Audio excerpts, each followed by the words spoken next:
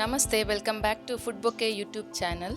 ಇವತ್ತಿನ ರೆಸಿಪಿಯಲ್ಲಿ ನಾನು ಹೋಟೆಲ್ ಶೈಲಿಯಲ್ಲಿ ಹೇಗೆ ಸಾಫ್ಟ್ ಆ್ಯಂಡ್ ಸ್ಪಾಂಜಿ ಆಗಿರುವಂತಹ ರವಾ ಇಡ್ಲಿಯನ್ನು ಹೇಗೆ ಮಾಡೋದು ಅಂತೇಳಿ ತೋರಿಸ್ತಾ ಇದ್ದೀನಿ. ಕೆಲವೊಂದು ಟಿಪ್ಸ್ಗಳನ್ನು ಗಮನದಲ್ಲಿ ಇಟ್ಕೊಂಡು ಮಾಡಿದರೆ ಹೋಟೆಲ್ ಅಥವಾ ಮದುವೆ ಮನೆಗಳಲ್ಲಿ ಮಾಡ್ತಾರಲ್ವ, ಆ ಥರದ ಸಾಫ್ಟ್ ಮತ್ತು ಸ್ಪಾಂಜಿ ಆಗಿರುವಂತಹ ರವಾ ಇಡ್ಲಿಯನ್ನು ನಾವು ಮನೆಯಲ್ಲೇ ಮಾಡ್ಕೊಳ್ಬೋದು. ನನ್ನ ಚಾನಲ್ಗೆ ನೀವು ಇನ್ನೂ ಸಬ್ಸ್ಕ್ರೈಬ್ ಆಗದೇ ಇದ್ದರೆ ದಯವಿಟ್ಟು ಸಬ್ಸ್ಕ್ರೈಬ್ ಆಗಿ, ಹಾಗೆ ಪಕ್ಕದಲ್ಲಿ ಬರುವಂಥ ಬೆಲ್ ಐಕನ್ನ ಕೂಡ ಕ್ಲಿಕ್ ಮಾಡಿ. ನಾನು ಹಾಕುವಂಥ ಎಲ್ಲ ವಿಡಿಯೋ ನೋಟಿಫಿಕೇಷನ್ ನಿಮಗೆ ತಕ್ಷಣಕ್ಕೆ ಸಿಗುತ್ತೆ. ಹಾಗಾದರೆ ಬನ್ನಿ ಈ ರವಾ ಇಡ್ಲಿಯನ್ನು ಹೇಗೆ ಮಾಡೋದು ಅಂತ ನೋಡೋಣ. ನಾನಿಲ್ಲಿ ಮೊದಲಿಗೆ ಒಂದು ಬಾಣಲೆಗೆ 2 ಸ್ಪೂನಷ್ಟು ಎಣ್ಣೆ ಹಾಕ್ಕೊಳ್ತಾ ಇದ್ದೀನಿ. ಅದಕ್ಕೆ ಒಂದು ಅರ್ಧ ಚಮಚದಷ್ಟು ಸಾಸಿವೆ ಹಾಕ್ಕೊಂಡಿದ್ದೀನಿ. ಸಾಸಿವೆ ಸಿಡಿದ ನಂತರ ಉದ್ದಿನ ಬೇಳೆ ಹಾಗೆ ಕಡಲೆಬೇಳೆ ಅರ್ಧ ಚಮಚದಷ್ಟು ಹಾಕ್ಕೊಂಡಿದ್ದೀನಿ. ಇದನ್ನು ಒಂದು ಸ್ವಲ್ಪ ಕಲರ್ ಚೇಂಜ್ ಆಗೋ ತನಕ ಹುರ್ಕೊಂಡು ಇವಾಗ ಒಂದು ಹಸಿಮೆಣಸನ್ನು ಚಿಕ್ಕದಾಗಿ ಚಾಪ್ ಮಾಡ್ಕೊಂಡು ಹಾಕ್ಕೊಂಡಿದ್ದೀನಿ. ಇದನ್ನು 1 ನಿಮಿಷ ಚೆನ್ನಾಗಿ ಫ್ರೈ ಮಾಡ್ಕೊಳ್ಬೇಕು. ಇವಾಗ ನಾನು 4 ರಿಂದ 5 ಗೋಡಂಬಿಯನ್ನು ಚಿಕ್ಕ ಚಿಕ್ಕದಾಗಿ ಚೂರು ಮಾಡ್ಕೊಂಡು ಹಾಕ್ಕೊಂಡಿದ್ದೀನಿ. ಇದು ಆಪ್ಷನಲ್, ಬೇಕಿದ್ರೆ ಹಾಕ್ಕೊಳ್ಬೋದು. ಹಾಕಿದರೆ ಟೇಸ್ಟ್ ತುಂಬ ಚೆನ್ನಾಗಿರುತ್ತೆ. ಹಾಗೆ ಮಧ್ಯದಲ್ಲಿ ತಿಂತಾ ಇರುವಾಗ ಬಾಯಿಗೆ ಸಿಕ್ಕಿದ್ರೆ ಚೆನ್ನಾಗಿರುತ್ತೆ. ಇದೆಲ್ಲವನ್ನು 1-2 ನಿಮಿಷ ಚೆನ್ನಾಗಿ ಹುರ್ಕೊಂಡ ನಂತರ ಇವಾಗ 1 ಕಪ್ಪಷ್ಟು ಮೀಡಿಯಂ ರವೆ ಅಥವಾ ಬಾಂಬೆ ರವೆಯನ್ನು ಹಾಕ್ಕೊಳ್ತಾ ಇದ್ದೀನಿ. ಇದನ್ನು ಒಂದು 5 ನಿಮಿಷ ಸಣ್ಣ ಉರಿಯಲ್ಲೇ ಚೆನ್ನಾಗಿ ಹುರ್ಕೊಳ್ಬೇಕು. ಇದರಲ್ಲಿ ಮೊದಲನೇ ಪ್ರೊಸೀಜರ್ ಅಂದರೆ ರವೆಯನ್ನು ಚೆನ್ನಾಗಿ ಹುರ್ಕೊಂಡಿರಬೇಕು. ರವೆಯನ್ನು ಚೆನ್ನಾಗಿ ಹುರಿಯದಿದ್ದರೆ ಇಡ್ಲಿ ಅಂಟಂಟಾಗಿ ಬರುತ್ತೆ, ಚೆನ್ನಾಗಿ ಬರೋದಿಲ್ಲ.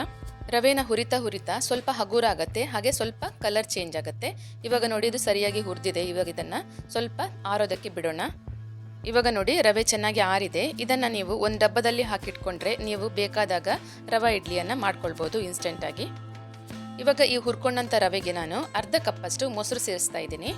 1 ಕಪ್ಪಷ್ಟು ರವೆಗೆ ಅರ್ಧ ಕಪ್ಪಷ್ಟು ಮೊಸರು ಬೇಕಾಗುತ್ತೆ. ನೀವು ರವೆ 2 ಕಪ್ ತಗೊಂಡ್ರೆ 1 ಕಪ್ಪಷ್ಟು ಮೊಸರು ಬೇಕಾಗುತ್ತೆ. ಇವಾಗ ನೋಡಿ ಇದು ದಪ್ಪ ಆಗಿದೆ. ಇದನ್ನು ಇಡ್ಲಿ ಕನ್ಸಿಸ್ಟೆನ್ಸಿಗೆ ಮಾಡ್ಕೊಳ್ಬೇಕು. ನಾನಿದಕ್ಕೆ 1 ಕಪ್ಪಷ್ಟು ನೀರು ಸೇರಿಸ್ಕೊಳ್ತಾ ಇದ್ದೀನಿ. ಇವಾಗ ನೀರು ಸೇರಿಸ್ಕೊಂಡಿದ್ದಾದ್ಮೇಲೆ ಇದನ್ನು ಒಂದು ಸೌಟಿಂದ ಚೆನ್ನಾಗಿ ಮಿಕ್ಸ್ ಮಾಡ್ಕೊಳ್ಬೇಕು. ಇವಾಗ ಇದು ನಿಮಗೆ ನೀರಾಗಿದೆ ಅಂತ ಅನ್ನಿಸ್ಬೋದು, ಆದರೆ ರವೆ ನೀರಲ್ಲಿ ನೆಂದು ಮತ್ತೆ ಇದು ದಪ್ಪ ಆಗುತ್ತೆ. ಇವಾಗ ಇದನ್ನು ಮುಚ್ಚಿ ಒಂದು 20 ನಿಮಿಷ ರೆಸ್ಟ್ ಆಗೋದಕ್ಕೆ ಬಿಡೋಣ. ಇವಾಗ ಸುಮಾರು ಒಂದು 20 ನಿಮಿಷ ನಂತರ ಇವಾಗ ತೆಗಿತಾ ಇದ್ದೀನಿ. ನೋಡಿ ರವೆ ನೀರನ್ನೆಲ್ಲ ಹೀರ್ಕೊಂಡು ಚೆನ್ನಾಗಿ ಅರಳ್ಕೊಂಡಿದೆ. ಇಡ್ಲಿ ಬ್ಯಾಟರ್ ಕೂಡ ದಪ್ಪ ಆಗಿದೆ. ಇದನ್ನು ಒಂದು ಸ್ವಲ್ಪ ತೆಳು ಮಾಡ್ಕೊಳ್ಬೇಕು. ಇವಾಗ ನಾನು ಇದಕ್ಕೆ 1/4 ಕಪ್ಪಷ್ಟು ನೀರು ಹಾಕ್ಕೊಳ್ತಾ ಇದ್ದೀನಿ. ಇವಾಗ ಈ ಕನ್ಸಿಸ್ಟೆನ್ಸಿ ಇಡ್ಲಿ ಮಾಡೋದಕ್ಕೆ ಕರೆಕ್ಟ್ ಆಗಿದೆ.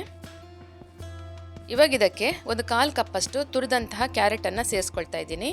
ಹಾಗೆ 1 ಸ್ಪೂನಷ್ಟು ತುರಿದಂಥ ಜಿಂಜರ್ ಸೇರಿಸ್ಕೊಳ್ತಾ ಇದ್ದೀನಿ.